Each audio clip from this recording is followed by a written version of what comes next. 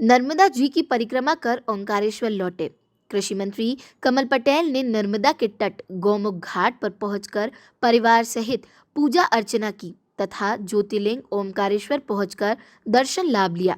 हमारे संवाददाता से विशेष मुलाकात में कमल पटेल ने कहा कि यह मेरी तीसरी परिक्रमा है।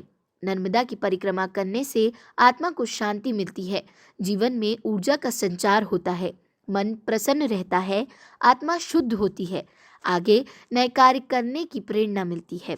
किसानों के संबंध में कमल पटेल ने कहा कि मुख्यमंत्री के मार्गदर्शन में इस वर्ष चना, सरसों, मसूर के खरीदने का निर्णय लिया है। इससे समर्थन मूल्य से किसानों को 800 करोड़ से 16 करोड़ का अतिरिक्त लाभ होगा।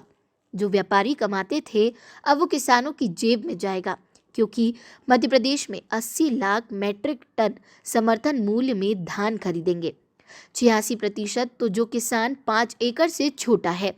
मजबूरी में किसान को अपनी फसल आधे दाम में बेचनी पड़ती थी, जो कि घाटे का धंधा था। हमने इस बार निर्णय लिया है कि चना, सरसों, मसूर गेहूं के साथ खरीदेंगे, ताकि छोटे किसान भी समर्थन मूल्य दे सके। समर्थन मूल्य पूरा धान खरीदेंगे तो चना, मसूर, सरसों, तो व्यापारियों को व्यापार नहीं मिलेगा, तो उद्योग बंद हो जाएंगे, क्योंकि उद्योग चलाने के लिए, ऑयल मिल चलाने के लिए सरसों चाहिए, बेसन के लिए चना चाहिए, दाल के लिए चना चाहिए। वह नहीं मिलेगा, सरकार के पास आएगा, समर्थन मूल्य से ऊपर व्यापारियों को खरीदना पड़ेगा।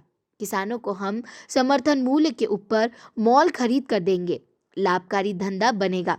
प्रधानमंत्री का जो सपना है 2020 तक किसानों की आय दुगनी हो, मुख्यमंत्री शिवराज सिंह चौहान की सरकार ने 2 गुना सफलता प्राप्त की है। हमने जो वादे किए हैं उसे शिवराज सरकार पूरा कर रही है।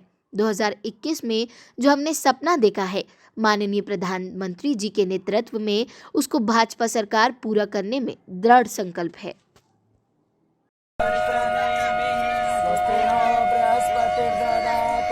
स्वस्तिस्तु या विनाशाख्या पुण्यकल्याणवर्धिता विनायकं प्रिया नित्यम्।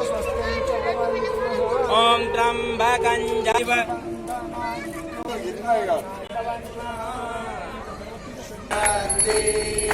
मैया जी को कंचन काल विराजत कर कपूर बातियो मैया बातियो मैया कर कपूर बाती अमर कंठ में विराजत राज में राज विराजत मैया जी को निरतन जो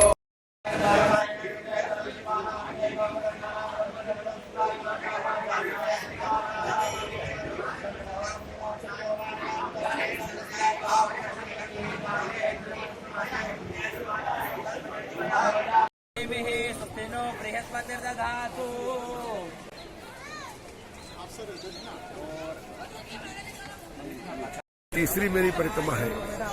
पहले मैंने 1999 में की थी, उसके बाद अभी बीच में 10 साल पहले की थी और अभी ये तीसरी परिक्रमा है सपरिवार। बहुत ही अच्छा लगा। जीवन में माँ नर्मदा का आशीर्वाद ही सब कुछ है। हमारे जीवनदायिनी है, प्रातः स्मरणीय है, पुण्यदायिनी है।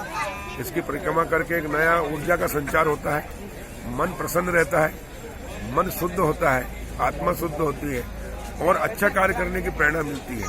और इससे मैं कृषि मंत्री का दायित्व अच्छे से निर्वहन कर सकूं और किसानों की जो अपेक्षा हमसे है वो हम पूरी कर सकें, माननीय मुख्यमंत्री शिवराज जी और प्रधानमंत्री नरेंद्र मोदी जी के नेतृत्व में, और हम कर रहे हैं। मुझे बताते हुए बहुत खुशी हो रही है कि हमने माननीय मुख्यमंत्री जी के मार्गदर्शन में इस वर्ष चना, सरसों और मसूर की खरीदी गेहूं के साथ ही करने का निर्णय लिया है समर्थन मूल्य, जिससे किसान को 8,000 करोड़ से 16,000 करोड़ का अतिरिक्त लाभ होगा।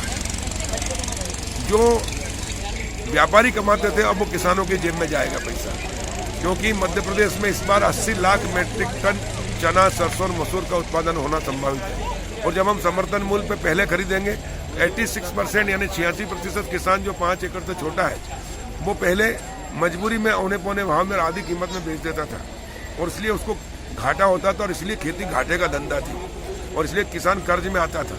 लेकिन हमने इस बार निर्णय लिया कि चना, मसूर, सरसों, गेहूं के साथ ही खरीदेंगे ताकि छोटा किसान भी समर्थन मूल्य पे बेच सके।